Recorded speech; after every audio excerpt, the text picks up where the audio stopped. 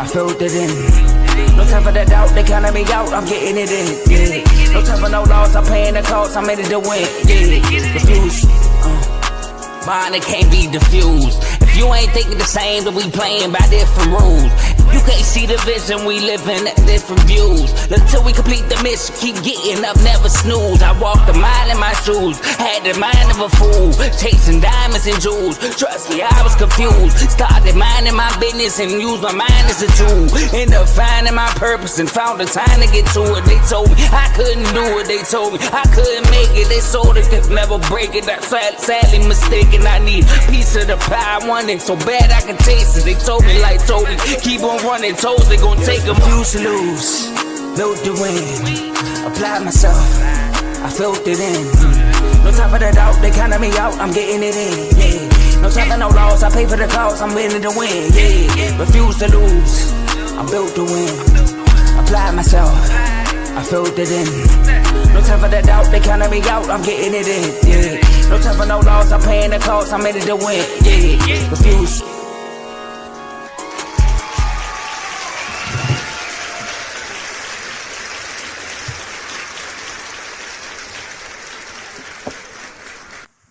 Welcome to Refuse to Lose Sports. My name is Joe Jordan. We have a great episode for y'all today. As y'all can see, I got, my boy Carl. I'm going to bring up Carl in a second. I got to let y'all know what we're going to talk about today. We got a lot of football topics today. First off, the Eagles, man. I mean, Carl, I don't know if you saw that game, but the Eagles lose to the Chargers, and they got their third loss in a row. We had to react to that because that's uncommon for a Super Bowl champion. So we got to talk about that. Number two, I'm talking about the Eagles. The Commanders, they get shut out by your boy, J.J. McCarthy, 31-0 in Minnesota. We have to react to that. This is really your boy, Shedeur Sanders and Cam Ward went head-to-head, and Shedeur Sanders throwing, but they took the L, they lost, but it was a controversy L. We're going to talk about both performances in that controversy situation. We got to talk about Phillip Rivers back in the NFL since COVID, 44 years old. To the Colts. And last but not least, as you can see, Carl wearing the Ravens gear. We got my brother Vaughn coming on, Steelers fan. Steelers got the dub. We got to react and recap that game. But as promised, I got my boy Carl with me. As y'all can see, Missy Get Done, son Tomo is not here. My boy Davey Dollar's not here. My boy CTC Carl had multiple episodes this week. Make sure you go check it out. He'll talk to y'all more about his podcast, his show later on in the show. But Carl, how you doing? I'm doing good, man. If you see me looking to my left, I think it looks like on the right on the computer, BYU playing Clemson right now. It's tied 17-17. So I'm paying attention. I'm listening. But, hey, man, the grind never stops, man. College basketball coming on. I got to be knowledgeable. So that's why I'm doing that. But, I mean, besides that, man, we got to get through some pain later on in the show. But let's get to it. Let's get to it. All right. So look, like my boy Dave would say, Dave's not here right now, like I said, but it's Tuesday, and we about to have a great show because it was a great NFL weekend. So let's turn up one time. Turn me up. All right, y'all. So we are streaming this on 4 different platforms: Facebook, YouTube, Twitter, and X and Twitch. So make sure y'all like this video on whatever platform you're watching this on. Make sure you follow and subscribe on all of our social media platforms. You can follow us almost everywhere at Refuse to Lose Sports, but on X and Twitch, you can follow us at R2L Sports and share this episode with somebody, anybody, so they can watch this show live with you because you can be involved in the show by being in the comment section. Appreciate you, Daniel. Happy Tuesday, everyone. Appreciate you for being on. Sir. All right. Shout out to my boy Big O. We here with the Cowboy logo. Hashtag Eagles choking. All right, we're going to get to the Eagles first. Last but not least, enjoy the rest of the show. And Carl, let's get to it. I mean, just like he said, I'm not going to say the Eagles choking, but they doing something. All right? Like Tomo put in the banner right here, questions that need answers. The Eagles suffered their third loss in a row playing the Los Angeles Chargers in LA, Monday Night Football, while everybody's watching. We saw them against the Bears, and we were like, okay, they can fix it. We saw them against the Cowboys. Okay, they can fix it. And now we see them against the Chargers, and the offense look kind of similar as it been in the past. So, Carl, What is your reaction to the Eagles losing 3 in a row? All right, before we talk about the Eagles losing 3 straight, I do want to talk about the game a little bit, and it just felt like neither team wanted to take advantage of the other's turnover. Because both teams, it was sloppy. Both teams were turning the ball over. I will say the defense played extraordinarily well for the Eagles and the Chargers, but the Eagles too, because the Eagles did a great job of speeding up Justin Herbert's clock, as you mentioned in the chat. He did a great job of speeding up his clock. It was times where I felt like Herbert could have just sat in that pocket a little bit longer and waited, but he took off because of his clock. And I mean, I can't really blame the guy for doing so. Offensively, they got some big plays. Some big plays weren't made on the offensive end as well, but some of those big plays that weren't made were not Jalen Hurts' fault. And I think ultimately, to sum up the 3 losses straight, I don't want to say it, but I'm going to say it. Could the psychology behind there not being being a division winner for 2 straight years in the NFC East get into the Eagles? We posed the question in 2023, and I know a lot of Eagles fans didn't want to believe it, but they choked the division in 2023. The Cowboys are, a game and a half behind the Eagles now. Eagles have lost 3 straight. I'm not saying that is the reason why they have 3 straight, but you have to pose the question when they lose 3 straight to the Bears, who they played pretty well 4 o'clock Sunday, for sure. You have to pose the question when they lose to the Chargers and when you blow a 21-point lead to put away the Cowboys. You had the chance to not make this a talking point by just holding on and with a 21-point lead. And unfortunately, you did not. So I just think you have to pose the question. Is it the psychology of y'all not having a repeat division champ in over 20 years?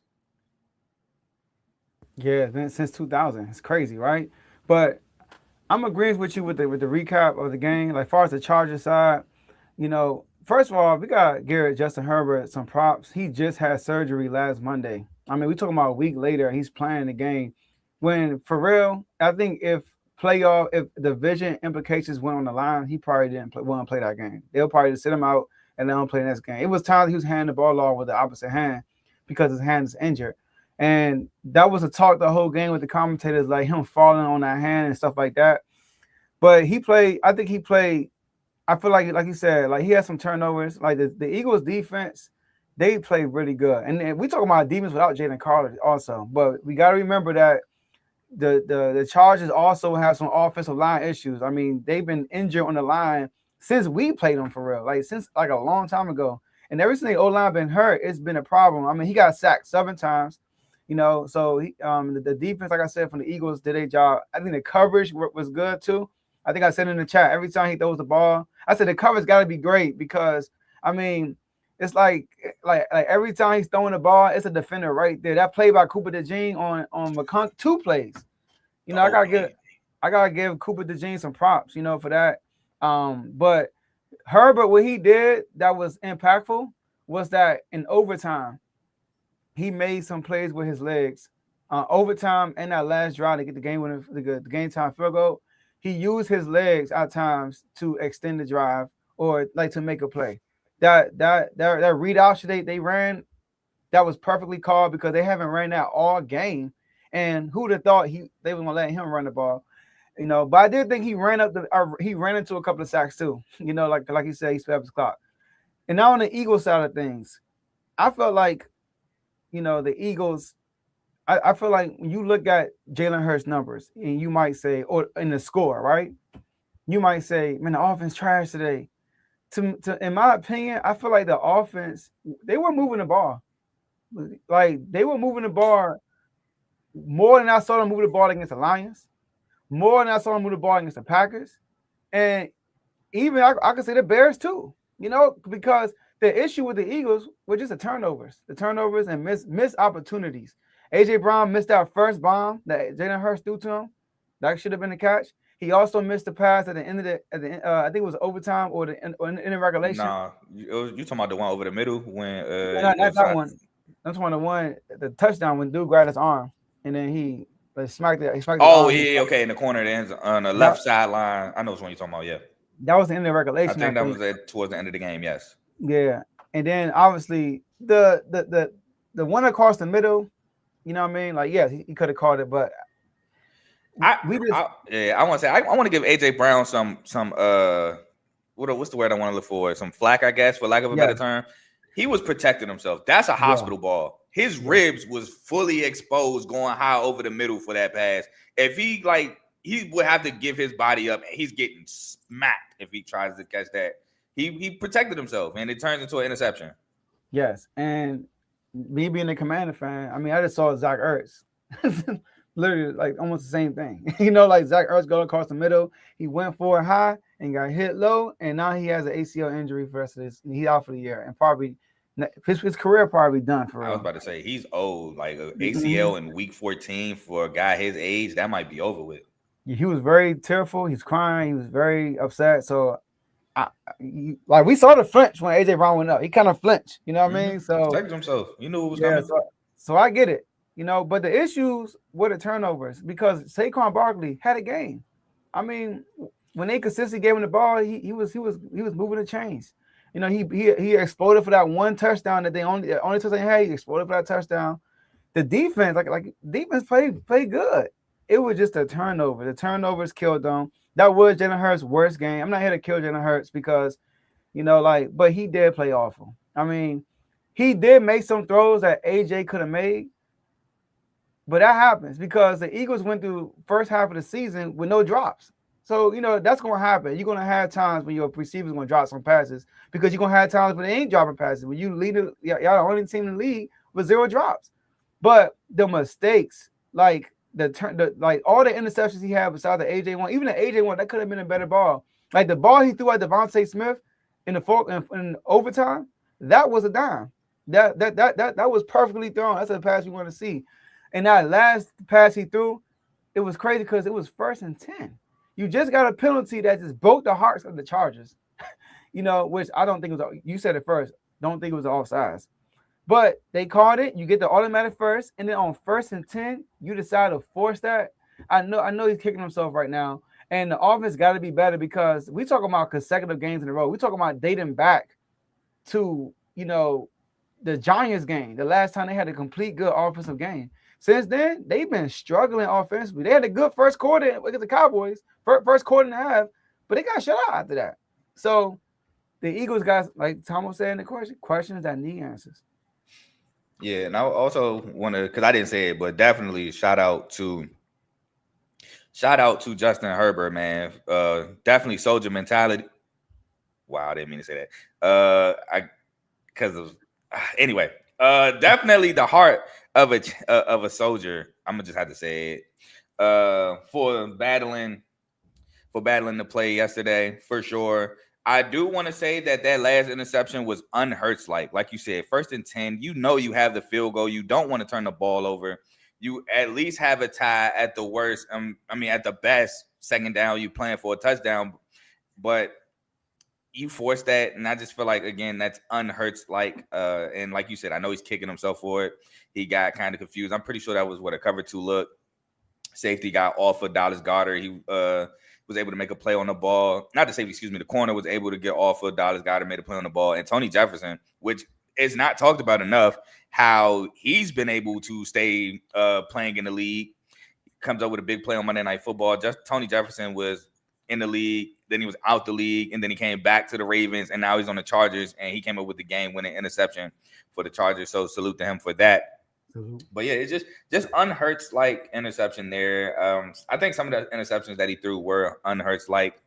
The Deshaun had one. It was just a good defensive play. They dropped a D lineman. I think it was simulated pressure. They rushed the linebacker, dropped the D lineman. Shout out. He's from the DMV. So shout out Deshaun Hand. He made a good play on the ball. But ultimately, I do think them not being able to consistently run the ball is also hurting them. Like at times you saw they were able to break big runs to the left. I believe they ran the same play twice and got like 10 plus yards with Saquon on the left side. And I just think them not running the ball consistently is a huge issue with why they are also not looking as great as lately. Yeah, Saquon ran it 20 times. Jalen Hurts dropped back 40 times. I mean, he dropped back more than that. But 40 times. Yeah, 40 attempts, yeah.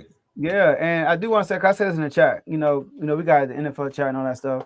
And I mentioned in the chat, and I said that this is probably the worst game for any starting quarterback for any team in the chat. And I'm talking about real starting quarterback. We talking about like even Sam Howell. You know what I mean? Like Sam Howell was our starting quarterback one time. We talking like 21 for 40, 4 interceptions, and a fumble, and your team goes to OT, Carl. Yeah. That's crazy. Like your team goes to OT, your defense play lights out. Saquon had a game. AJ Brown dropped some passes, but even he had a game too. You know, so and the way you lose it, and then your defense comes out and get a stop, force a 50+ yard field goal, and then your man get an interception. So I thought that was crazy. All right. Yeah, same, Carl. But let's move on though, man. We gotta talk about us. Carl. I mean, sorry, your game was on while my game was on, and you know, I'm gonna take you behind the scenes for a second. All right. So I was so happy my guy was back. You know, I'm like, big game. It's not a big game really, but two teams that's really out of playoff contention. But we on the road. This is known to be like a good defense, you know, very feisty, blitz a lot. He coming off an injury, they blitz a lot. They come to hurt Jaden Daniels. Got all the weapons back for the first time all year. First time we have everybody since week 1. And you know what I did? I got my tripod. I set it up in my living room, threw my jersey on. And I was like, I'm going to record my reactions because we're going to have a good game. I'm going to make a little mini clip of it. Man, after like the second drive, all right, into the stream. Put the tripod up. No. Set it down. Because by the time we got our second drive, Carl, it was the end of the second quarter. Yeah, I know. I heard. It was end of the second quarter. That game was awful. That game was awful. Dan Quinn said it best. He said, we took a step forward our last 2 games against the Dolphins. We took a step forward. We lost. We took a step forward, right? In our play. Against the Broncos, we took another step forward. And we took 3 steps back against the Vikings. We are back to where we were when we lost to the Lions. We are back to that now. And this is where everybody. So, I know, and then Jaden Daniels, man. I'm going to say a lot more on Jaden Daniels. We don't have Unfazed tonight. We got it on Wednesday. We have a direct question about Jaden Daniels on Unfazed. So I'm going to get more in detail on that show. But Jaden Daniels did not play good, man. I feel like even with his injury, you would think it'd be opposite. I feel like this year, he's been trusting his legs more than his arm. I feel like he's so quick to run the ball versus throwing the ball. There was one play, I'm not sure if you like in our game, right? It was a play where he fumbled, but they called it back because it was 12 men on the field. But on that play, he was trying to scramble, and he had a receiver wide open. And see like this, like throw it. He didn't throw it. He keep trying to run it, and the receiver like, and then he ended up fumbling. And the receiver, try to go help, whatever. But then they called 12 men on the field. But right there is an example of, bro, just throw it. And that's one of the things that I don't like about Jaden Daniels, and I said this before, is that he does take some people. I hear the national media, and they praise him. He don't take too many hits. I'm like, yes, he does. He take hits that he don't need to be taking. They're not gruesome like Jackson Dart or nothing like that. But them little hits add up, man. You saw how little hit he had against the Vikings when he got hit going for the tackle and he just fell on his arm. Like he got to protect himself more. And Dan Quinn also said this when it comes to his injury. He said that he was good. He could have played. It was a stinger. Yeah, because that's the first time he probably fell on that arm since he got healthy. So it was a stinger, and he was healthy enough to play, but it was a coach's decision to not play on the rest of the game. That's what he said. Like, because there's no need because the game was out of hand, and he said JD5 was frustrated. So I won't be surprised if they play against the 4 division teams. Because we got 4 division games coming up, and one thing Dan Quinn said was these 4 games are very important to the culture, how we end the season. And I know playing Jaden Daniels is probably a mistake. That's a question we're going to address on Friday. But it's probably a mistake because he just looked like he got hurt just falling down. And the question comes up is he really healthy? Because when I saw him fall down, my first thing was like, is he actually healthy? But then they said it was a stinger. But overall, the defense was horrible.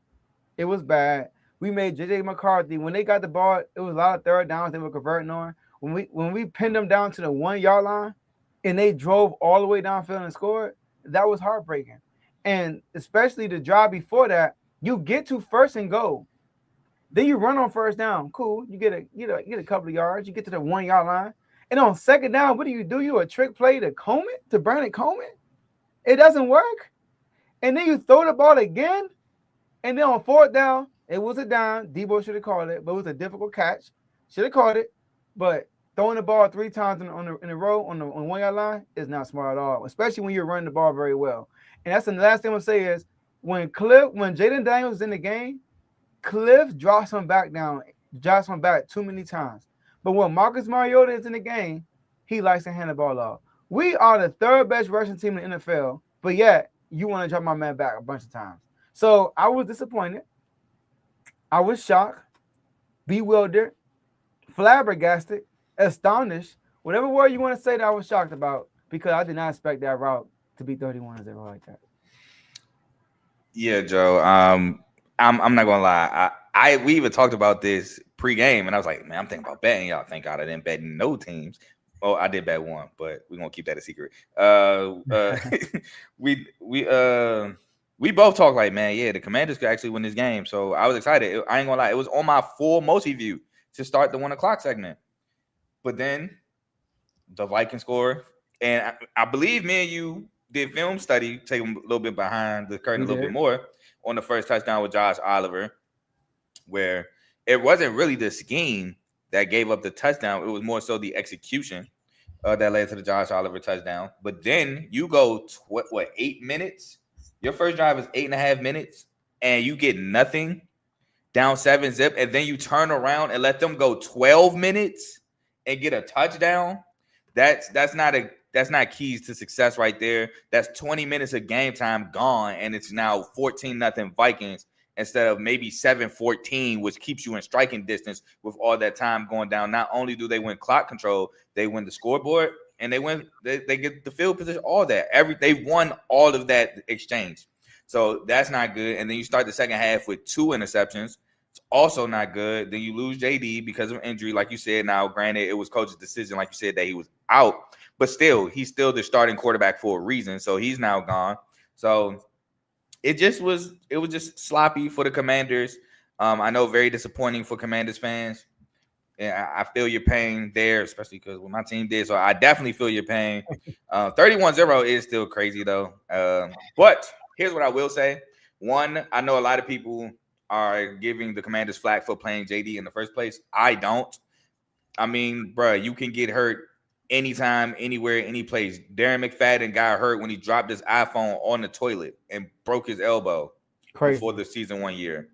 You can get hurt, God forbid. I don't want this to happen, but you can get hurt in an accident. You can get hurt slipping on ice in winter.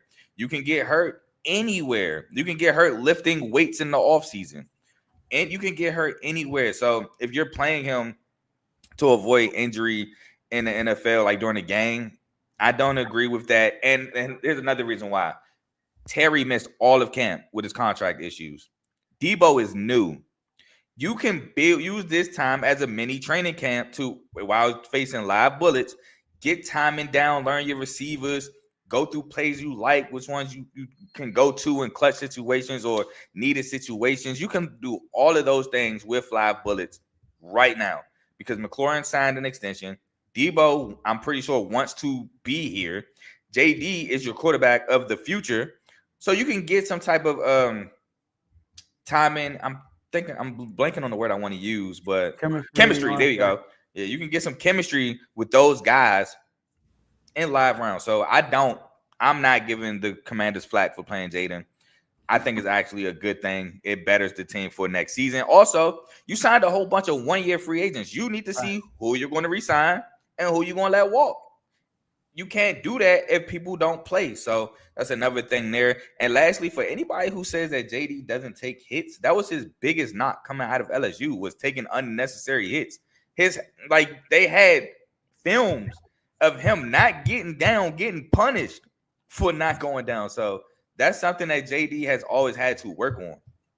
So, but ultimately, it was just a unfortunate game, but I'm not going to criticize the Commanders for playing Jaden, and I don't criticize the Commanders if they play Jaden going forward if he's 100% healthy. Yeah, and I think we will because Dan Quinn is very key on these last 4 division games. We got 4 straight division games: Giants, Eagles, Cowboys, Eagles. Like we got 4 straight, bro. So like his mindset is like how we end this season. And then also I told Mark this off air. I said the narrative on the Commanders right now is ugly. It's like we trash, right? But we go 4-0 in these last division games, Carl. You know the whole narrative would change going into next season about how we perceive. You know, or even if we go 3-1, but every game is competitive. Like if we finish, even if we go 2-0, we beat the last 2 games, we beat the Cowboys and beat the Eagles. The narrative gonna be like, watch out for the Commanders next year. You know, watch out for them next year. Like they're gonna be competitive. They just had injuries, which is true. They had injuries. People will lean on that narrative, but if we go outside like we've been going out, bro, it's gonna be like all right. Because I feel like good play, like you said, like 1 year contracts. What about everybody else is watching us? Like a good play down the stretch can attract a free agent. Like that's true. I remember like the Lions. I remember the Lions. They started off bad, but they ended the season so good, and they knocked the Packers out the playoffs, and they were an attractive destination, and they were a team to look out for next year. Like, the Lions, man, the way they ended the season, that can be us going into next year, you know. And last thing I want to say is this: the defense, man. Did you know that the Vikings went 20 plus possessions without scoring a touchdown coming into that game? That's crazy, and they scored on the first drive, like easy, boom, boom, boom. Cause that play we analyzed, that was the first drive. Yeah, that was the first touchdown. You know, so shout out to Frankie Louvu not doing his job, like you said. You know what I mean, right? Bobby Wagner, you know, covering grass. Yeah. So it's a lot of things that happen in that play, but that just shows you it's not Dan Quinn. Like Dan Quinn had them guys in the right position. It's just that the execution was bad. You know, so it's a lot of work that needs to be had this all season. AP got a lot of work to do. Maybe you need to call Howie on or call somebody, get some advice, and go to work, my boy. Go to work. Yeah, players got to make plays. I got 3 things to say before we move on. 1, JJ McCarthy is not my guy. I didn't clear that up for those who are new here. That's not my guy. He was trolling me before the segment started. 2, that film study was actually really fun to do, and it was very informative. So I enjoyed doing that. Just forgot to tell you that, but that was definitely fun. And dang, I might have forgot my 3rd. But just to piggyback on what you said about the Lions, they went 9-8 that year, and then turned around and went 13-3, I think, and had the best record in the NFC, and almost made the NFC Championship game. So momentum can carry. I mean, now, granted, you don't start from where you left off, but momentum can carry. Yes, it can. And then they went 15-2 the next year with all the injuries. 15. Oh, maybe that's the record. Then I messed up their record. Because I'm talking about the year that they went number 1 in the NFC. Oh, no, the year after they went 9-8, they were a good. I think they. Oh no, you're right. They were 13-4, lost to the 49ers. The 15-2 year, they lost to y'all. Well, it was us. Well, I ain't gonna forget that part. I hold that to my heart. You know what I mean? So, but anyways, let's talk about the next topic, man. We had 2 rookies ball out yesterday, 2 days ago, and it was good, man. It was very entertaining. It was in the snow. It was in Cleveland, and it's funny because going into the year, you know, before, like when they got drafted, we saw the schedule. Okay, we got Cam Ward versus Shedeur Sanders on this date. But then you had the controversy stuff with Shedeur Sanders. Like, will he even play when we get there? And sure enough, he was a starting quarterback going into this game, had a great performance, good one, but came up short and lost to Cam Ward, who also played pretty good also. So, Carl, what is your feedback, your recap when it came to Cam Ward versus Shedeur Sanders? So I'm going to treat this like we used to do members only. I'm going to talk about the loser first and then the winner. So first of all, I would like to say that the Cleveland Browns did not lose because of Shedeur Sanders. I know people like to call quarterback stats, win-loss is a quarterback stat. I'm not putting this loss solely on Shedeur. Now, does Shedeur carry some weight for that interception? Absolutely. But I want to talk about the game in general before I evaluate Shedeur. Very good game, very good back and forth. Cam Ward did have the higher degree of difficulty in said matchup because he went against the Browns defense as opposed to Shedeur going against the Titans defense. But it was a very good game. Big plays were made. Now on the Browns side of things, kind of let some plays go. Like I said, Shedeur had an interception. Dylan Sampson, costly fumble. that led to a Titans touchdown, just like Shedeur's interception. You had a punt get blocked that led to a field goal. Kevin Stefanski, man, I'm about to unload the clip. I'm sorry, Joe. Okay, go ahead. First thing, why do every time Shedeur and the offense get to the red zone, close to the goal line, you think it's the perfect time to call Wildcat? It is not. Stop. You didn't do that before Shedeur was the starter. Why are we doing it now? Secondly, why did you go for 2 the first time they scored? Here's my thing, right? Everybody keeps saying the numbers. Can we be human beings and have thoughts of our own? It makes no sense to cut the game to 8 points, to go for 2 with the higher possibility of missing said 2-point conversion, to then have to convert another one if you want to go to OT at best.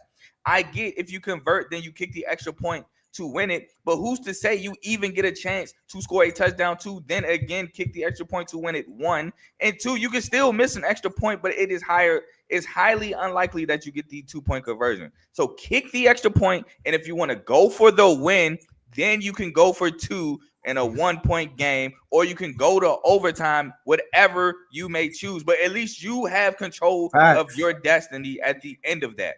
Now, Stefanski, the 2-point conversion play to tie it for overtime, since you wanted to be the guy to go for 2 up 8. I don't care. First of all, I want to preface this by saying that the play would have worked if Judkins would have pitched the ball back. I think that they got the defense off balance. But I don't care. Nobody takes their starting quarterback off the field on the biggest play of the game.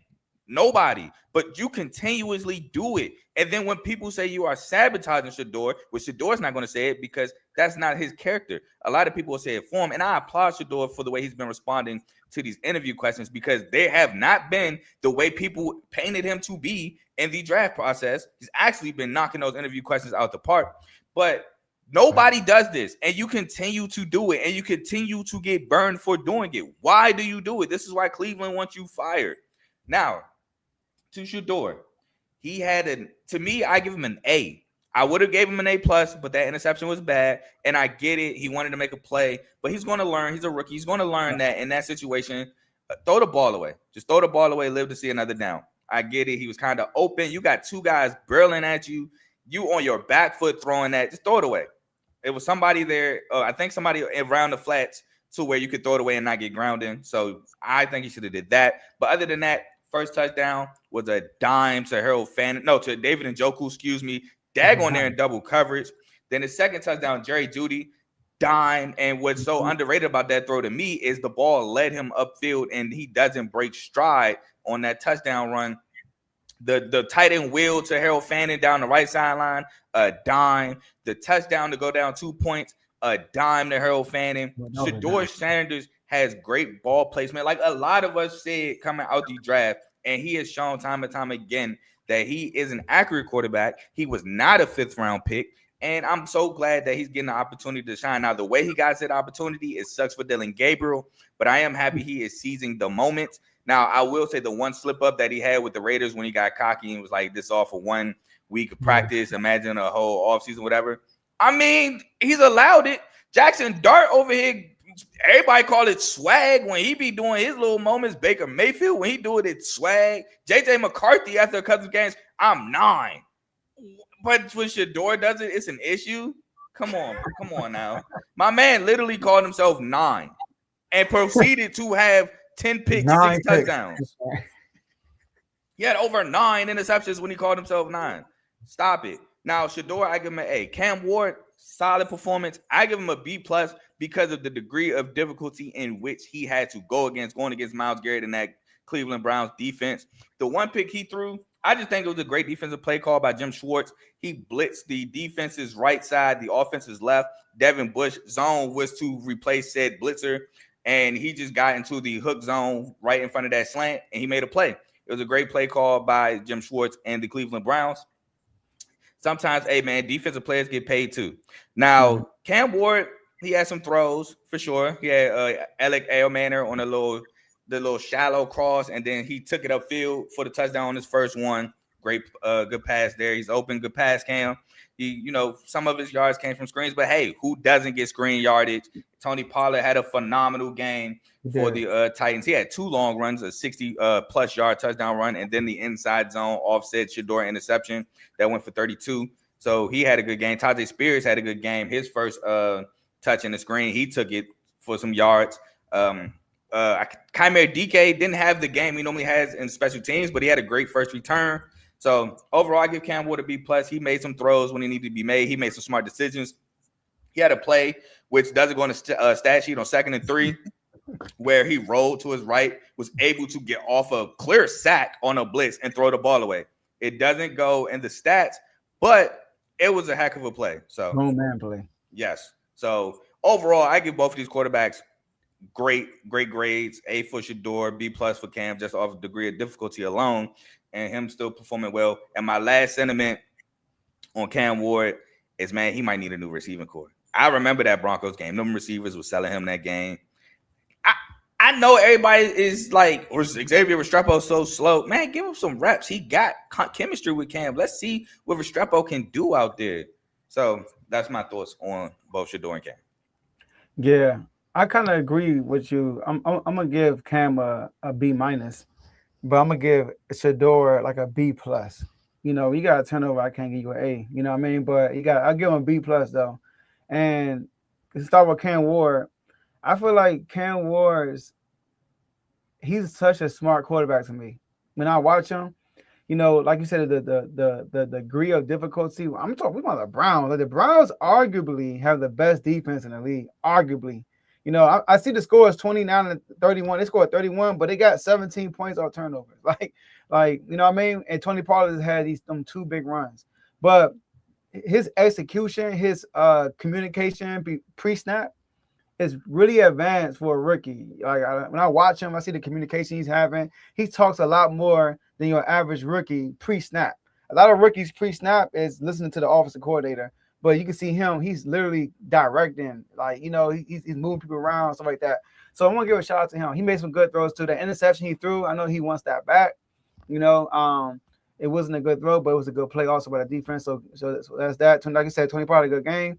Shedeur Sanders, I know I came here and said after his first start, when he said that comment and said, like, it's only one, and I said, I don't even think he played good that game. I said, I don't think he played good. And the question was, did he earn the starting position based on his play? And I said, no. Based on his play, no. But I must say, even the last 2 games that he lost, he played good. He played good against the 49ers, in my playing opinion. I feel like he got better. And then this game, he got way better. I feel like this game, he like unleashed. He threw some dimes this game. Like that first touchdown, I was like, oh, like that was a beautiful throw. Beautiful throw. Like he wasn't, I mean, like in the past, he wasn't holding the ball and taking negative plays like he would like in the preseason, or we saw it like in those first, even in the 49ers game, he did that a couple of times. But this game, he didn't really do that a lot. They did drop him back a lot, which I like. They gave him a lot of opportunities to make plays. He had 42 attempts. You know what I mean? It's a lot, But like you said, his first start, when he threw that long pass and they caught it, what they do the very next play? They ran Wildcat. They ran Wildcat. So I wasn't on that train at first. I was like, kind of like, did I think he was purposely sabotaging him? No. But did I think he wanted him? No. Because I tell y'all, I think the owner stepped in and said, draft Shedeur. But it does definitely look like he's being sabotaged, Carl. Like when I watch the game, like it's like he don't want this dude, like you said, we talking on the phone, like he don't want this dude to get touchdown stats. Like every time they get close, like it's like Saquon getting stopped at the 1-yard line and Jalen Hurts comes in for the touch push. That's what it felt like. That I understand. That's like a guaranteed touchdown. This I don't understand. Like they did it, like you said, they did it again this game. Like they got them all the way down on that wheel route, and then he gets down there, and then what happens? Well, I don't think it was a wheel route. It wasn't the wheel route. The wheel route, I think, was also like a punt or something. But I know what you're talking about. They got down there one time off a Gage Labradine bomb, which was a dime too. I think that's the one you're talking about, the Gage Labradine one. Yeah, I think that's the one you're talking about. Or are you talking about the screen pass to Judkins? No, because that led to the end. You're talking about that. Yeah. No. The screen pass to Judkins is that's the one. That's the one on the right sideline. He ran and up. he got stopped like on the 2-yard Yup. line. Yeah, so yeah, that's what I'm talking about. Thank God Jerry Jeudy scored, because if he didn't score, Shedeur wasn't getting that touchdown. You know, so Shedeur played well though. He played good, and like you said, I like what you said too. You mentioned this that nobody's really talking about all the stuff they said about his interviews leading up to the draft. He's been knocking these interviews out the park, like you said. Now, maybe he did talk crazy and he learned from it. I don't know, but all I know is what we hear and what we see. He's been a saint. Like it's so many times they try to throw try to get him to throw Stefanski under the bus, and he won't do it. He won't do it. He'll continue to praise him. He'll continue to say this. Even Dylan Gabriel. It was times when, they'll try to put them together. Like, remember Dylan Gabriel said something in the preseason? He made a comment, and they asked Shedeur about it. Oh, yeah. Shedeur was stopped them in their tracks like, yo, y'all trying to, like, make conflict. So he's been very mature. His play, he's backing up his play because he's definitely the best quarterback on that roster. And that's including Deshaun Watson. Deshaun Watson better not be starting again on that team.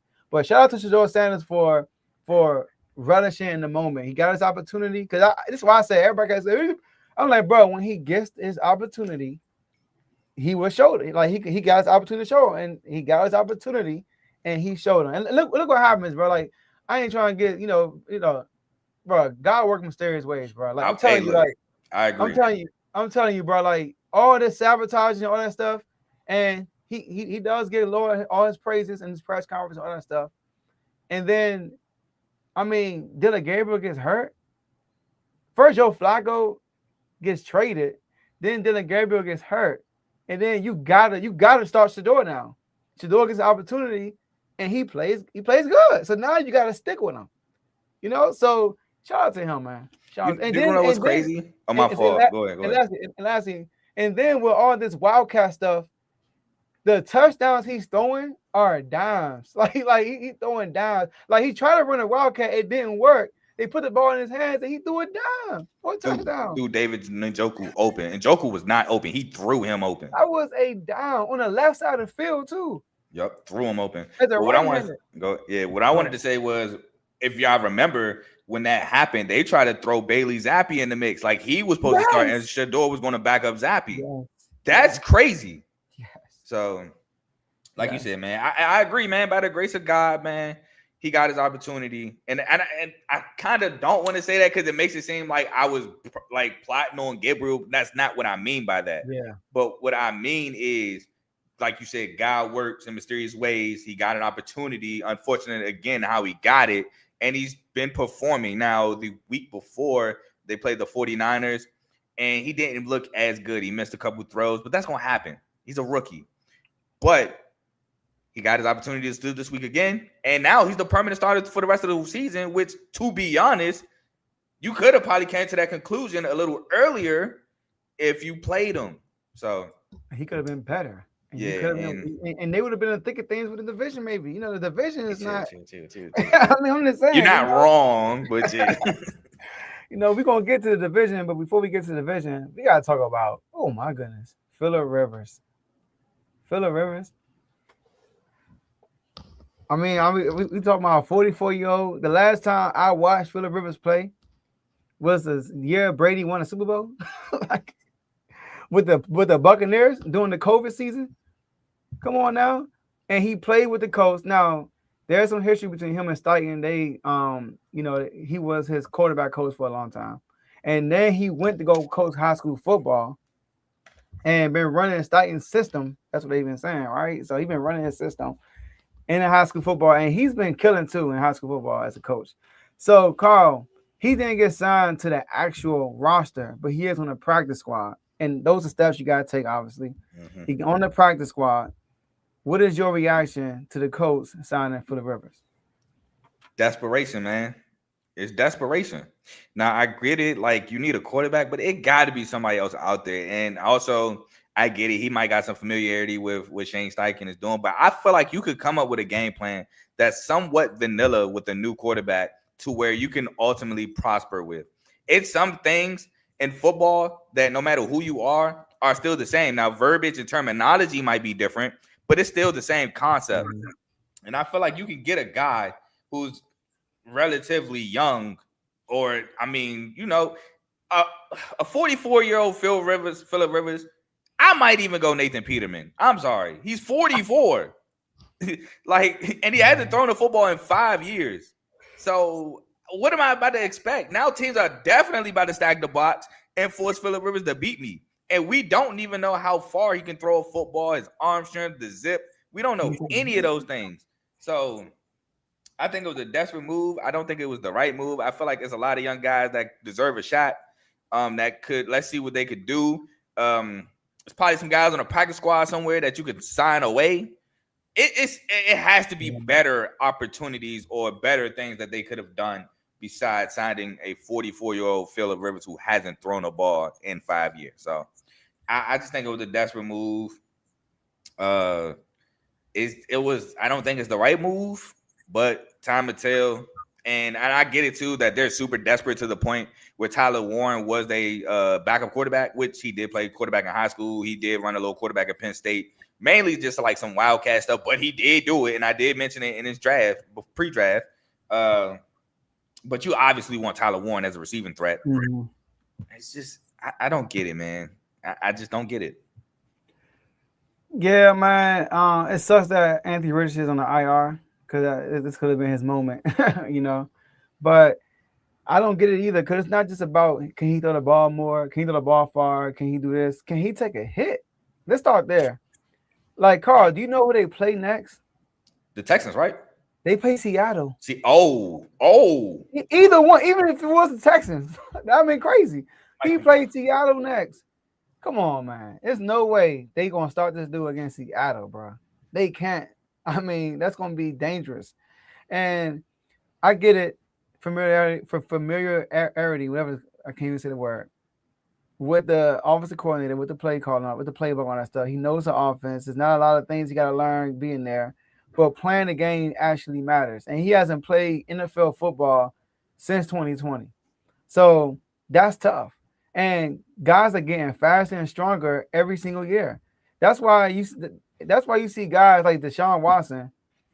He takes all 2 years basically, and he comes back and he can't even catch up because, I mean, the game is getting faster and stronger. That's why, I'm taking the basketball. That's why I commend Jordan for leaving and coming back. You leave and come back and you still maintain your greatness. That's crazy because everybody's getting faster and stronger. They're a step ahead of you. You don't really see a lot of people leave and come back and still do great. You don't see that a lot.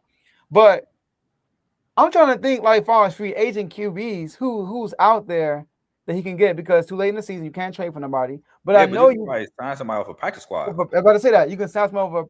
Shoot, hit up Bailey Zappi, but sign somebody that's better than Phillip Rivers for real. Like you just need to be. You got Jonathan Taylor, and then Sauce Gardner is out. I think he's still out with an injury. They just nicked up, man. They just traded for him. And then it's crazy. What sucks about this? Daniel Jones is out for the year, right? And he's going to be out next year probably. Mm-hmm. Then they don't have a first round pick. They gave it up for Sauce. Oh yeah, for Sauce. Yup. Which I'm gonna be fair. I know a lot of people are high on Mendoza. One, he's a junior. He doesn't have to come out this year. Secondly, I'm not that high on Mendoza in the first round. I'm not high on anybody in the first round at the quarterback this year, honestly. Mm-hmm. Yeah, I know. What's his name? Goosemeyer was supposed to be that guy, but LSU just Oh, Garrett Nussmeier. I was wondering what you were talking about. Oh yeah, I said Goosemeyer, Garrett Nussmeier. That's what his name is. And everybody's high on Arch Manning, but you know how that went. And he's a junior too, so he's coming back for sure. Anyway.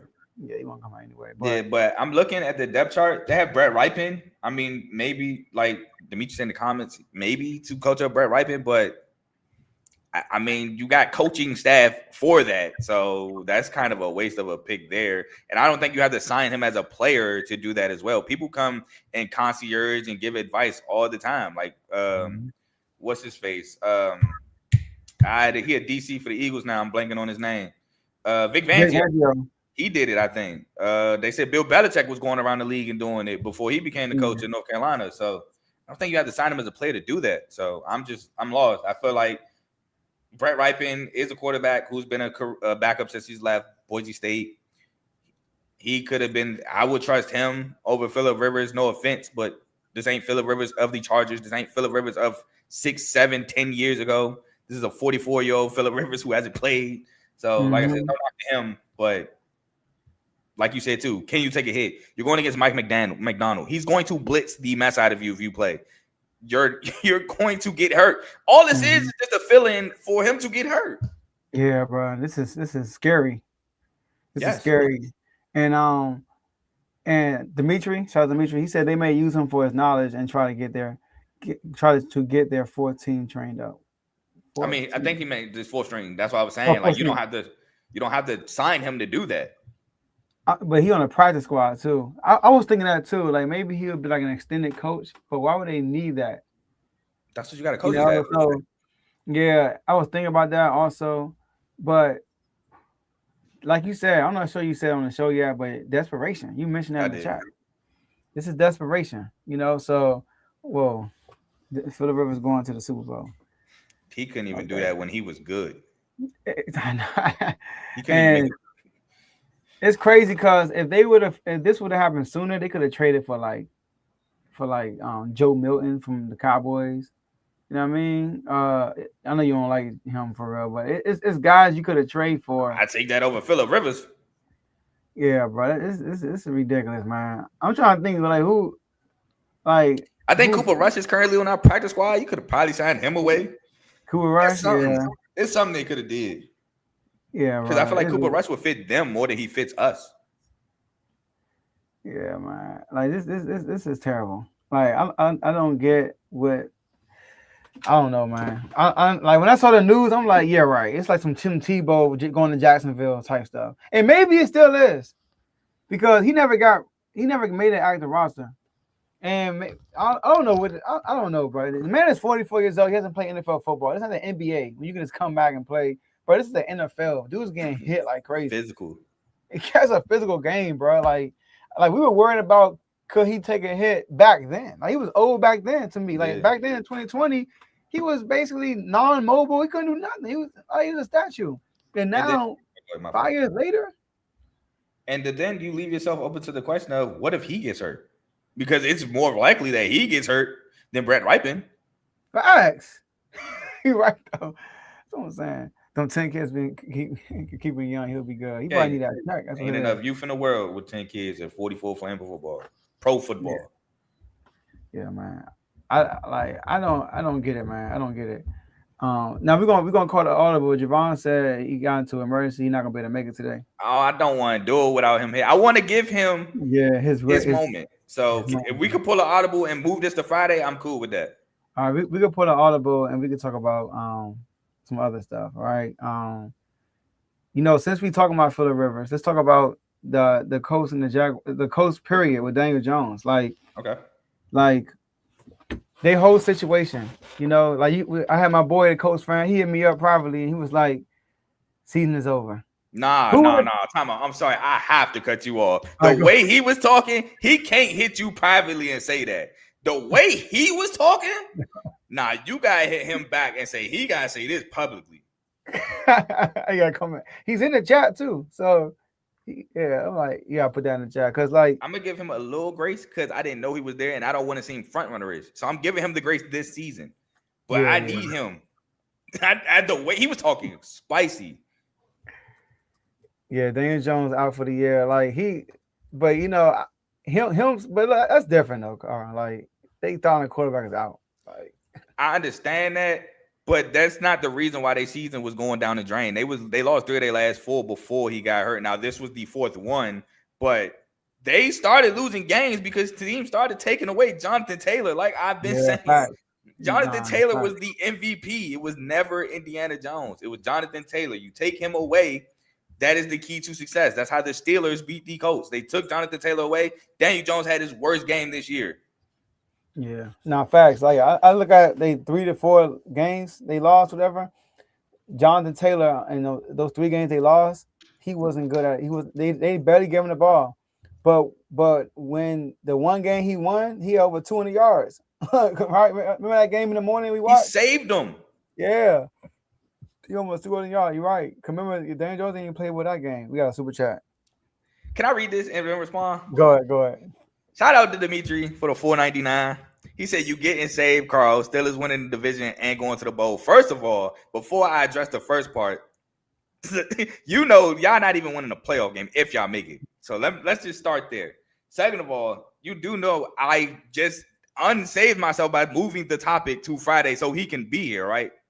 You know, this is my idea. I could have just said, "Oh, you're not here. Well, let's talk about it." And then I'm like, "Whew, I dodged the bullet." No, I want him to have his moment. It was my call to move this to Friday so he can be here. I literally threw myself back in the boiling water.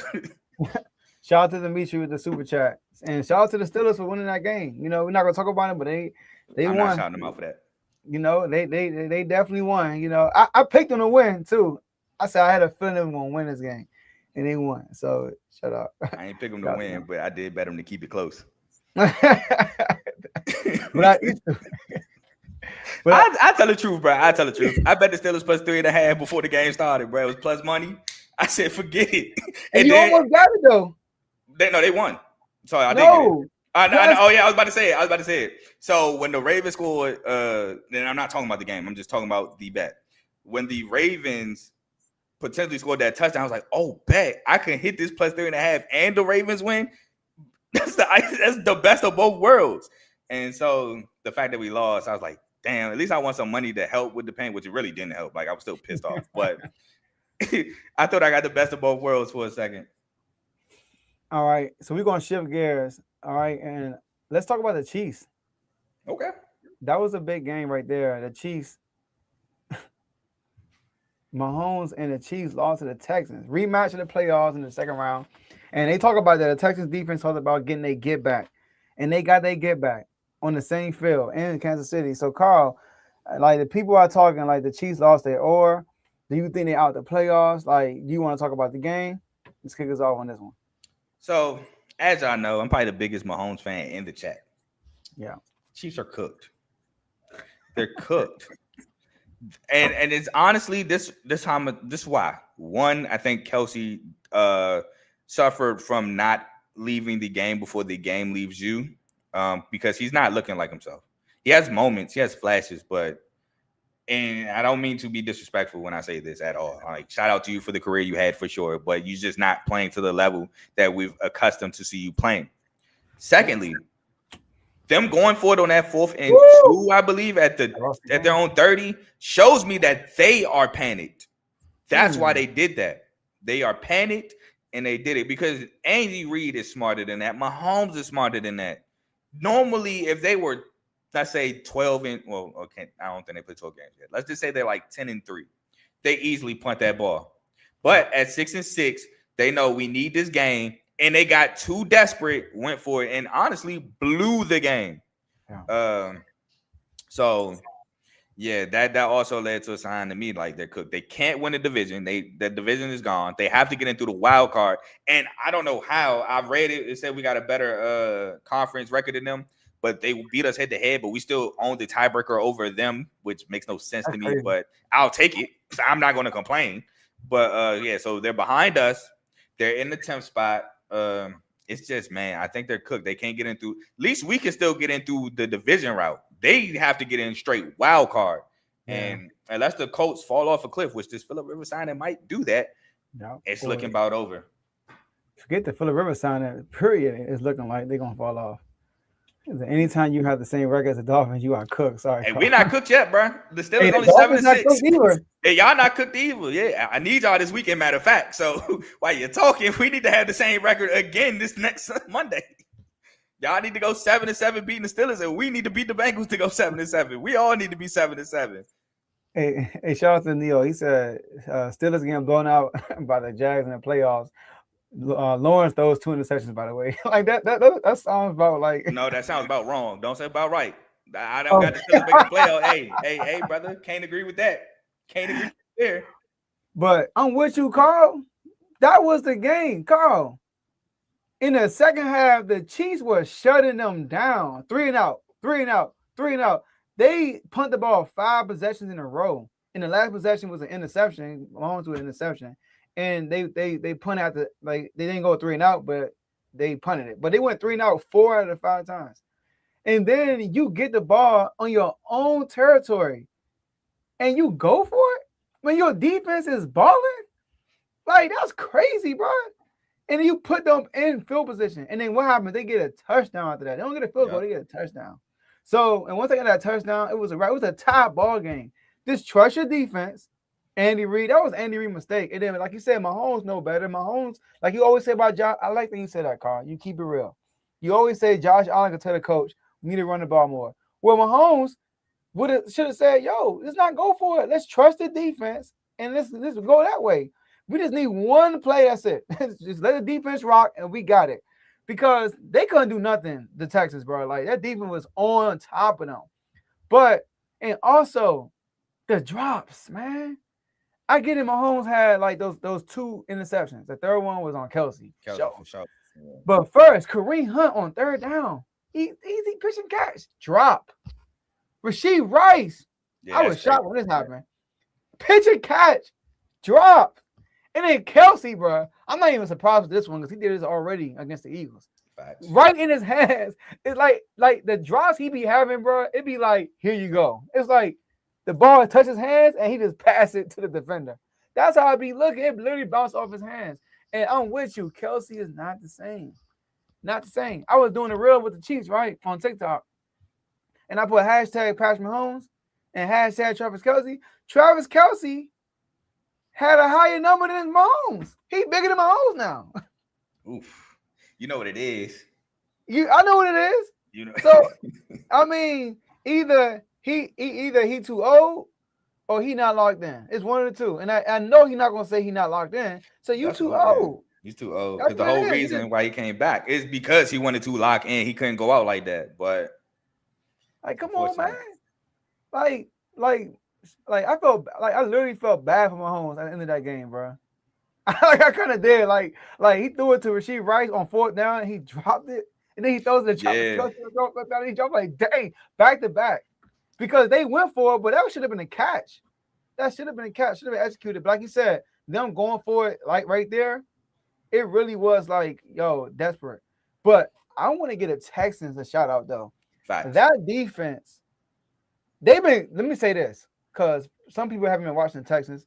You weren't knowing, but the last R2L show or last Unfazed show, me and AJ, we both said we rolling with the Texans to win this division because of defense. Like we said, the defense is outstanding. Yeah. You know, so, but I feel like to the world, that was their like, we here. Like, if you didn't know, you know now. Tight deal. I mean, the hits they were making, the plays they were making, they were so physical, man. And you can tell, like the tide was turning. Not saying like the Texans are going to be better than the Chiefs in the future and stuff, but you could tell like this season, you could see like that defense feel like, yo, we should have won last year, and we're gonna make sure we make a statement in this game, and they did. So I know you want to add on to that too. So go ahead. Nah, man. You're 100% correct. This Texas defense is serious. Now I do want to say that I was ahead of the curve with Derek Stingley. I had Derek Stingley above Sauce Gardner in that draft. So I do want to say that. And you know, my guy Jalen Petrie. Yeah, that's been my guy since day one. Man, laid Rashee Rice out, and Chiefs fans was complaining about dirty hit or illegal hit. No, that was clean football. Clean football. Jalen Petrie's been balling. Shout out Kamari Lassiter, man, from Georgia. He's stepped up, making big plays. He's a young guy. I think he's the second-year player there. Just the defense just flies around. Will Anderson gets after the quarterback. Danielle Hunter, again, I felt like was such an underrated signing. He gets after the quarterback. And a lot of people were kind of confused because they lost Jonathan Grenard, who was like the leading the sack before he went to the Vikings. But like Danielle Hunter is he still got it, man. And he shows that's just a defense that just flies around, makes plays, is fast to the football, ball hawks in the secondary. Just a great defense. And again, I do agree with you. That was like the statement game. Like, man, look, we going to show y'all why we should have won that game last year. If I remember correctly, it was a controversial call that kind of saved the Chiefs. I think it was a controversial like elite, like he hit the quarterback lay out of bounds or something like that. It was it was either that or a sportsman. It was something related to Mahomes. That was like a controversial call that kept a Chiefs drive alive. So I do think that was in they back pocket. They was thinking about that, and they had an extra game. But I do want to say this though, C.J. Stroud is looking a little inaccurate. Man, what? He's missing throws. I know, He had a touchdown. Yeah, he's missing some throws, man. I know. Even the Nico Collins one, that should have been a touchdown. He shorted the throw, and Nico had to stop to get the ball, and they led to a Texans field goal, I believe. That Nico Collins throwing the money, that's a touchdown. So yeah, CJ gotta pick up his play. I will say that. It's crazy because he made a play on third. It was a big third down, and he rolled out to the right, and he threw in a tight window throw, and he made a play. And I was like, okay, like as bad as CJ been playing all year, this is prime. You know how the narrative goes. It's prime time, everybody watching. You make a few plays. Look at JJ McCarthy, week 1. He was terrible. He made some plays in the fourth quarter. It was, oh my gosh, JJ McCarthy. God. So they act like the first 3 quarters ain't exist. So exactly. So I was telling myself when CJ made that play, he rolled out to the right and he threw that down. I'm like, okay, CJ, this is your moment. And then right after that, he had an wide open touchdown, and he overthrew the receiver. I forgot who it was when he did like a post route. I think it was that Jaden Higgins? I don't know. I'm not sure who it was, but he missed him wide open. Though. Might have been like he had his man beat and he missed him. It was a touchdown. It was on third down. So that's that. I do want to ask you. I'm not sure if you caught it. Have you been watching? Have you watching Tyler Shough? Who Shough? Shough. I'm from the Saints. Oh, Tyler Shough. A little bit, not too crazy. I'm not gonna lie to you. But I have watched a little of Devin Neal as well, who's been stepping up for Alvin Kamara. He's been running the football pretty well. Yeah, he has. Running back out of Kansas, excuse me. But I have seen some players. I have seen Tyler. I've watched some throws. He has been balling. He's actually showing the good Tyler Shough, as opposed to the Tyler Shough that can get rattled and throw terrible interceptions. So I will give him credit. He has been playing well. From the little I have saw. He's always had an arm, even at Oregon, even at Texas Tech. Louisville as well, but he just had sometimes issues where, like, under pressure, he might make a bonehead decision. But I feel like this game under pressure, he was good against the Bucks. Under pressure, he didn't have an overall great game. I'm not gonna say that. I do think he's been playing good though. Yeah, you know what I mean. I think he's been playing better than what I expected. I'm not for sure, surely. I 100% agree. I thought he might be like a rookie that might have like a high interception rate. Yeah, I thought he wasn't gonna be a rookie long. Like I thought like he wasn't gonna play a lot. Like for real, we got drafted. I was like, what? You know, so I still feel the same way. I still feel like it should have been Shedeur, but he has been playing. I feel you. He has been.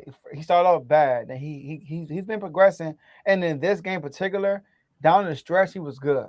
Matter of fact, the Panthers game is the game I watched when he threw that dime to Chris Olave, I believe, on the right sideline. He had a play over the middle, I believe, to, was it Vele? Or I believe I did watch. Yeah, I do remember the Panthers game somewhat too, because I remember watching that one as well. So yeah, he's definitely. Because I think I even came to the chat. I was like, Tyler Shough is actually playing good. Like, this is crazy. Yeah, they won too. Yeah, they beat the Panthers. They played again too. Speaking of the Panthers, man, this division is division's open. The Bucks might lose the division. The Panthers got that huge win. The Panthers are so confused. At home, I feel like they're good. Because at home, they shut out the Falcons. They good at home. But away, they be different. Like, they play the 49ers. They look terrible. Then they turn around and play the Rams, and they going back and forth with the Rams. Man, like, they won that game. Yeah, they won. It was crazy. Can I take you behind the curtain real quick? Okay. So my brother, my younger brother, not my youngest, he's a Rams fan. So it was Thanksgiving weekend, the weekend after Thanksgiving when they played. So we all watched the Ravens game on Thanksgiving Day. And, I'm getting trolled by my youngest brother. My dad did. He trolling me because I always troll him about Jordan Love and all that. So I'm getting trolled crazy while the Ravens are playing terrible. So Sunday afternoon comes, and I'm in my room. I'm putting in parlays. I'm watching some college football, catching up on games I might have missed for my show. And in comes my younger brother. Oh, I was just making sure you got some pen and paper. I'm like, for what? Yeah, I'm good. I'm good for my show. He's like, nah, because the Rams about to play. I need you to take your notes. So I'm like, bruh, I ain't even got no smoke with the Rams, but now y'all better not lose. So then me and my mother talking about to come down the stairs to watch the game. He's like, hey, y'all need to hurry up, get y'all pregame notes before the game so y'all can learn. Because the Lions lost on Thanksgiving too. My mother's a Lions fan. So he talking trash to both of us. Hey, y'all get y'all notes, man. Make sure y'all take notes about how it is to win it, blah, blah, blah. And for them to lose, he was sick. He was sick. I was like, man, hey, look, man, I don't think I'm supposed to take notes on this. Like, what happened? Like, I don't think my notes is right. And I'm talking crazy to him. So That one felt good because I had no smoke with him. Like, you know how I feel about Matthew Stafford. Yeah, he's cooking. Yeah. So, and before we get off, I do want to get your thoughts on this. You know, you know what? Let's talk about this too. The the Bears and Packers. Okay. Let's talk about that was a good game. Yeah, let's talk about Noah quick. So we had, and then out here, you know how it goes. We had some Bears fans in the comment section saying that we don't know football. and then Tomo said, make sure you come back on Monday. On Monday, Tuesday, win, lose, or draw. Make sure you come back. You know, if y'all lose, hey, you know what I mean. If y'all win, we'll give you props. And obviously they're not here. So I ain't seen a Bear comment yet. Yeah, not one time, right? So, and it's funny because one of the comments, somebody said something about based on the teams y'all root for, y'all know what y'all talking about. I'm like, when people say that, I think I saw that. I'm like, you really think my knowledge is based on how good my team is? Like, come on, that don't even make sense, bro. Like, I didn't like if you know the reason why I'm a fan of this team, bro, that wouldn't even make sense. Exactly. Like, come on. All right. But anyways, the Bears, I do want to talk about the Bears, and you can go after that. Now, I will give the Bears props, man. One thing the Bears have is fighting them. They fought that game. I gotta give them props. But they were down, they fought back. They were down, they fought back. It was a tough division game. You can tell it was a division game. You can tell it was bad blood between the coaches. Matt LaFleur ain't forget what happened. But my thing with the Bears is I said Caleb Williams will be their downfall. He will be their downfall. I don't think I feel like Ben Johnson's a good play caller and plays be there to make, but he just be off. Yeah. Like just going off the last play of the game. DJ Moore was wide open, right? And you know how DJ Moore got history. I do got some rebuttal. Finish, but I got some rebuttal. Okay. DJ Moore, he had, you know how he is, bro. Like last year, every time he got missed, he threw a hissy fit. He got mad. His body language was bad. They didn't have Romaduze. Okay, they didn't have Romaduze. So that's like a security blanket, Romaduze. But I get it. The coverage kind of fled before he threw the ball, right? And that probably opened up DJ Moore. But I feel like before he threw it, DJ was open because DJ kind of faded out. But that was still a bad pass. You know what I mean? Like, even if he didn't throw it anymore, it was the same play they ran, I feel like, against Philly for that game-winning touchdown. And I feel like they should have just ran the ball. But I like the fact that they hand the ball off and put Caleb could use his legs and all that stuff. But you know what I don't like, Carl? And agree with me. Tell me if you agree. I hate on fourth down a bootleg play. I hate that. Oh, I've been saying that. The Ravens are famous for it. I hate it. You give yourself one side of the field to work with. It's annoying. I hate it. You just cover the whole half of the field. Exactly. It's very rare you see on a boot a throwback, which sometimes throwbacks do work, but it's very rare you see it. I hate rollouts on fourth down. I hate that. But go ahead. All right, so my one pushback first. Well, my first agreement is I do think they should have ran it again with Cal Monungai. He is tough to stop. And honestly, that was a big stop. So I get the Packers. Yeah, I was just about to say 3rd and 2. They stopped him at 4th and 1, which it was close. Maybe you could have said he got it. I thought off initial he got it, and they said he was short. But the run game, the whole second half, is the reason why you were in this. Swift was making big runs. Monungai, he's a tank. 7th round pick out of Rutgers. You know, I told y'all this was a deep running back draft class. He was making tough runs. So I agreed. I thought they should have ran it. Maybe dress it up a little bit. Don't come out in heavy packages where they know, all right, obviously this is a run. Dress it up a little bit. Come out with 2 receivers, a tight end, or 2 tight ends, and, you know, send some window dressing, send somebody in motion. Make them think that a pass might be coming too, so they're not just rushing up the field, making a play. Blitzing everybody. But secondly, Caleb Williams is right-handed, right? Yeah. Which way did he roll? He rolls to the left. On 4th and gotta have it, you roll your right-handed quarterback to his left. But he's pretty accurate going to the left, though. Honestly, he's pretty accurate, but like he's a right-handed quarterback. You want to put him in a situation to be the most successful. Roll him right if you're going to do it. Secondly, 4th down for the game too. Oof. Secondly, I believe it was Cole Kmet that pass was intended for. He was open initially. Off the break, he's wide open. But he just missed. He didn't see it till it was too late. And Torian Nixon made a heck of a play because I watched him. Funny enough, I watched Emmanuel Ancho break this play down. Torian Nixon wasn't supposed to guard him. You did? Okay.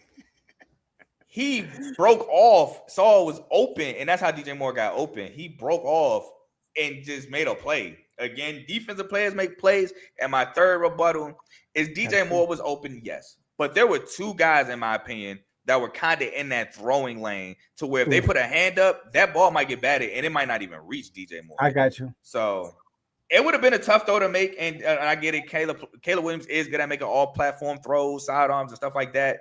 But you rolled him to his left, and now you asking him to make a cross-body all-platform throw to DJ Moore. It's kind of hard to do. So even if he does him and try to throw it, I think it's still a tough completion to complete. Even though he is quote-unquote open, you got to think of things like passing lanes and stuff like that as well. So might have been the same result. I agree with you. I thought they should have just ran it, but just dress it up and don't make it look like an obvious run. Unlike a team on 3rd and 2 that we'll talk about Friday. Yeah, so that's my thought on that play. But overall, the game was good. I think that, no, I'll take that back. The second half was good. The first half, the Packers just straight up dominated. Even though the Bears got a pick in the first half, the Packers straight up dominated the first half. And I do have to do one more thing, and it's probably going to surprise you. Okay. I have to salute Jordan Love, man. He's been playing great these last couple of weeks. I have to do it, man.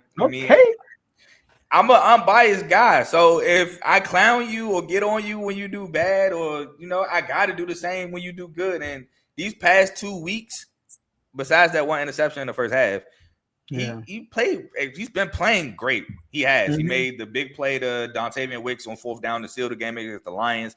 3 touchdowns in this game against the Bears to ultimately put it out of reach with the Josh Jacobs 3rd and 1 run, which I don't know how they didn't tackle him. They had so many guys around him. He just broke free, but he is a tough guy to bring down.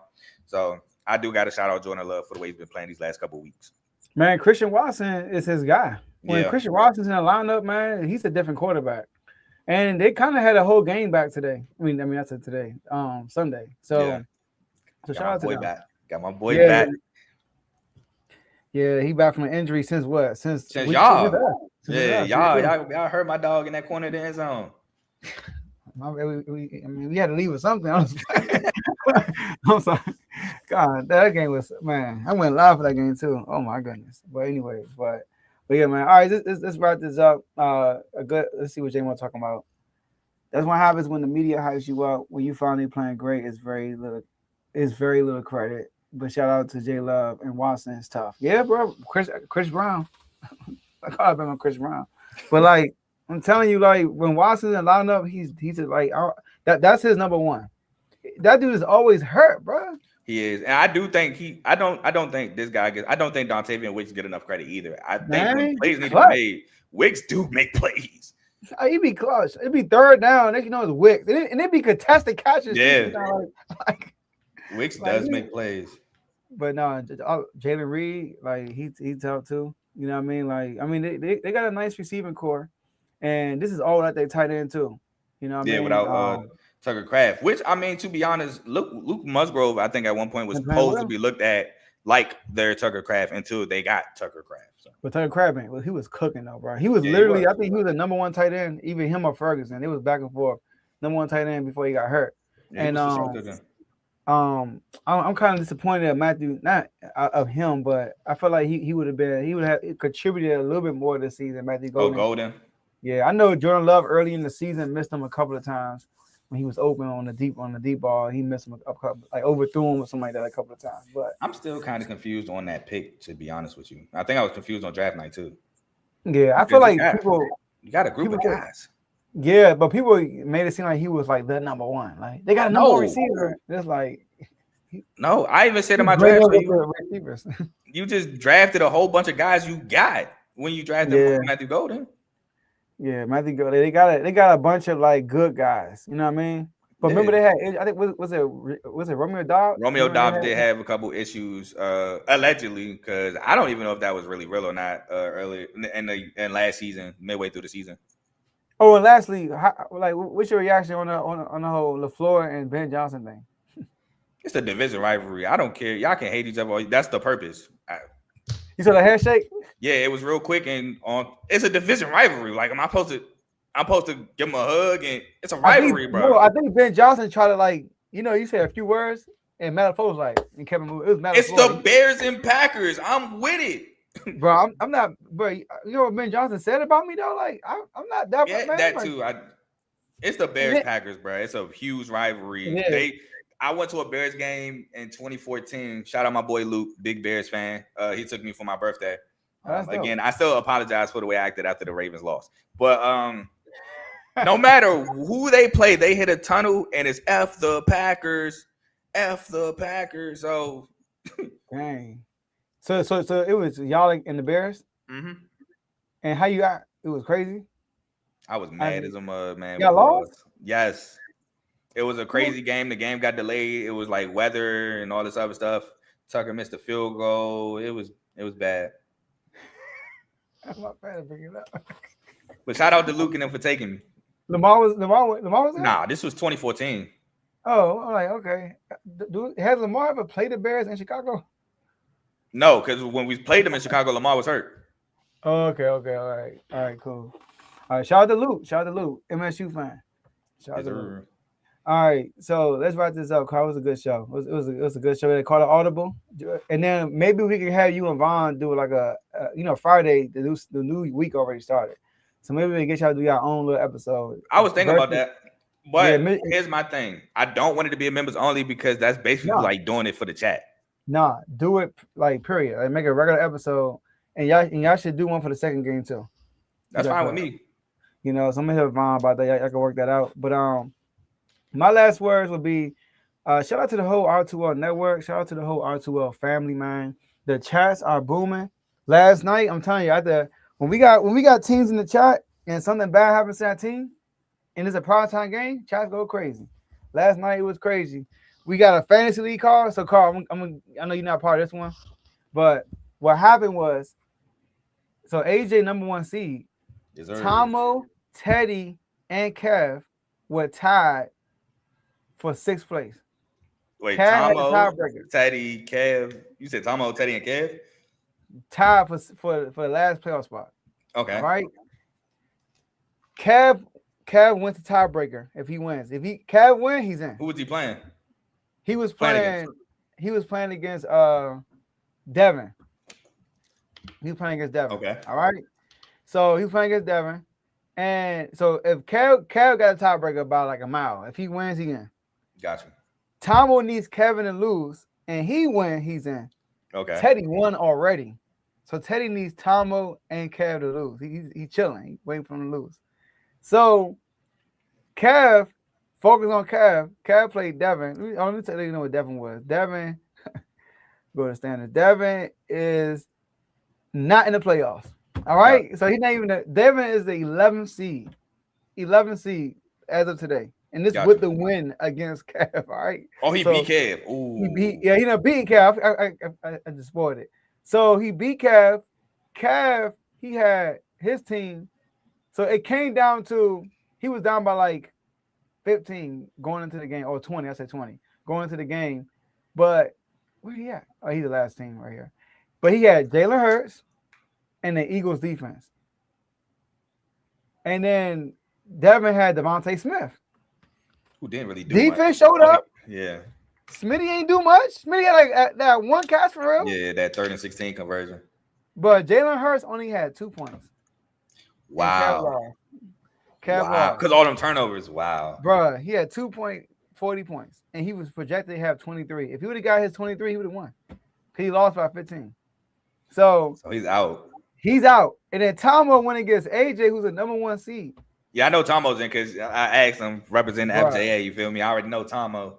Bro, that game was lit because AJ got AJ Brown. Oh, and Tomo had Goddard and Jake Elliott. Yep. It was crazy. Like Tomo would get the lead, then AJ Brown would get a catch, and he would take the lead. And then Dollar got that last catch at the end. That would help them out, and he got the lead, and he ended up winning by 5. They were literally like by 1 point the whole game. It was crazy. So what happened to AJ? AJ, I'm assuming AJ still's in. He's still in. He was the number 1 seed, and me, AJ, and Javon, and Trent, we all finished 10-4. But Dang. AJ got a tiebreaker. Okay. Yeah, I'm about to say I know So- Vaughn's in because Tomo plays Vaughn. Yep. So it's only 6 people in. So me, Javon, AJ, and Big O. Oh, All Owen. of us got 10-4. Ooh. We are all 10-4. So AJ's first, I'm second, Javon third, O is fourth, and Trent is fifth, and then Tomo 8-6. So only 16 go to the playoffs. Yeah. So the first two get a bye week. Yeah, first to get a bye week. Next year we're gonna make the playoffs thicker because that's crazy. There's more people out the playoffs than in the playoffs. I mean, But, that's the NFL. That is NFL, yeah. And yeah, you should do it with us next year, Carl. I don't know, bro. I don't know if I'm ready to come out of retirement, bro. Come on, man. Yeah, it was fun when you was doing it. You know what I mean? It was fun. It was fun. You know, just do I it for might. Do it for R2L. Do it for R2L. You know what I mean? might. So That's why I did my first season. I was like, man, R2L, I'm gonna come out of retirement, but I'm gonna do this one season. Well, I might. Yeah, man. It's like next year's gonna make it more interesting. It's gonna be fun. And then the winner of this one gets a legit. We're gonna do a championship belt. All right. Well, if I do it, y'all can't come over and ask me suggestions like I did this past season. Oh no. We got it. Yeah. Oh yeah, you talking the draft. Now this time we're gonna do an online one. We're gonna make it easier, simple. All right, cool. But yeah. But yeah, those are my last words. Commanders, man. Hey, man, just finished strong. Kings, shout out to Westbrook. He balling, but the team sucks, man. You know, and I don't know if I ever talked about this, but shout out to that fan a few weeks ago that went on Zach LaVine. Nah, I don't think I did. I'm with him.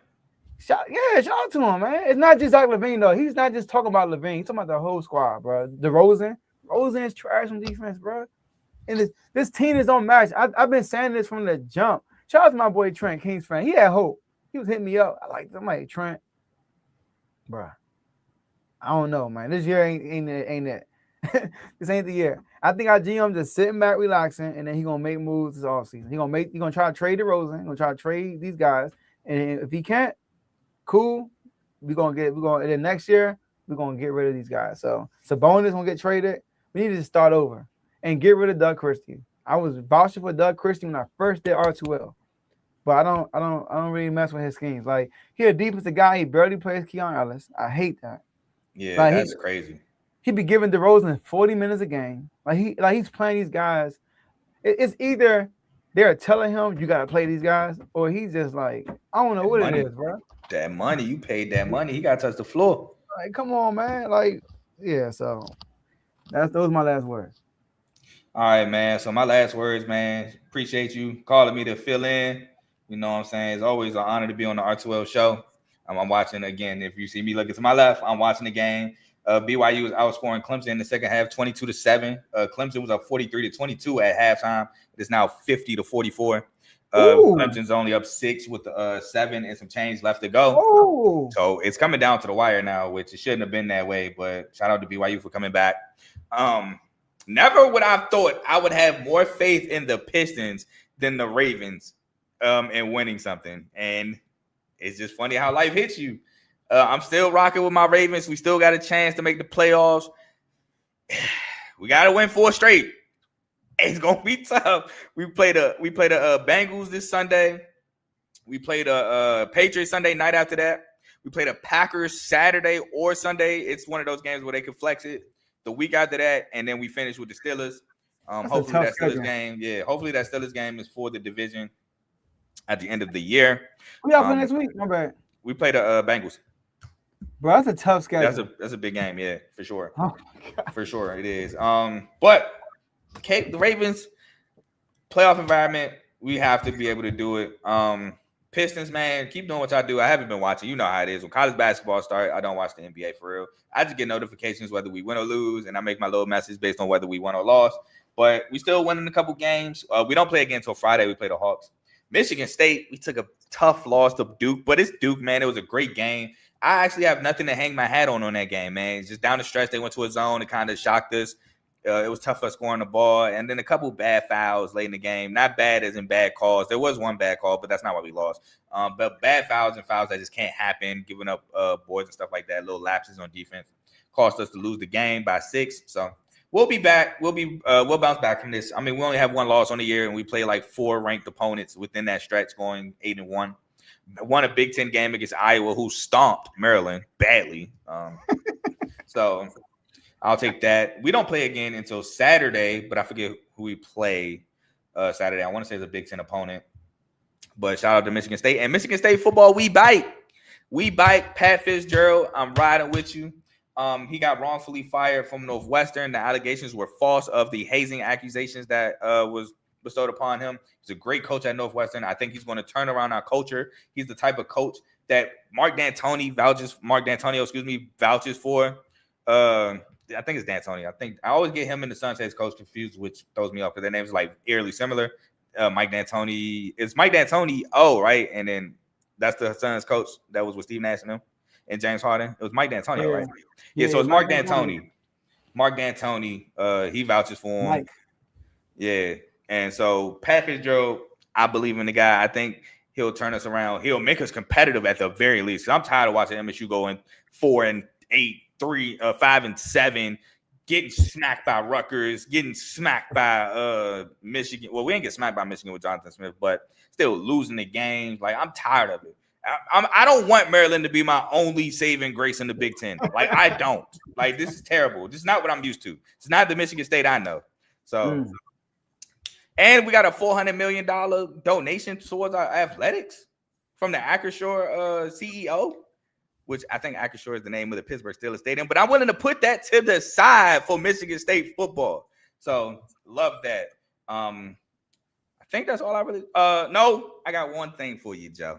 Y'all play Penn State, by the way. Okay, cool. Appreciate that. I got one thing for you.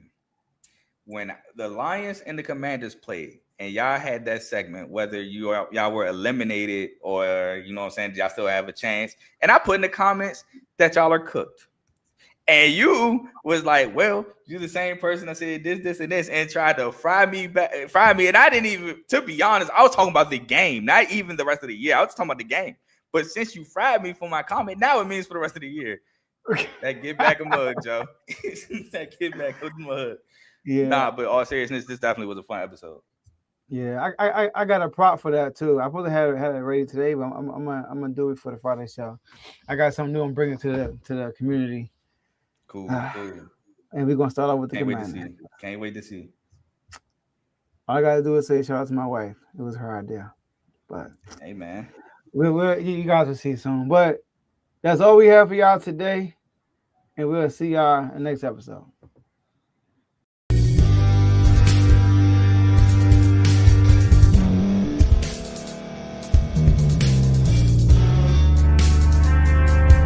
Thank you for staying to the end. If you're watching this on YouTube, please like this video, subscribe, and also hit that notification button so you can be notified next time we put out a video. If you're listening on any podcast platform, subscribe and hit that notification button, y'all, so you can be notified we put out another podcast audio. And last but not least, hit that share button. No matter what you're listening to or watching it, hit that share button and send it to somebody that you know that would love to watch this episode you just listened to. So once again, thank you for staying to the end, and we'll see y'all in the next episode.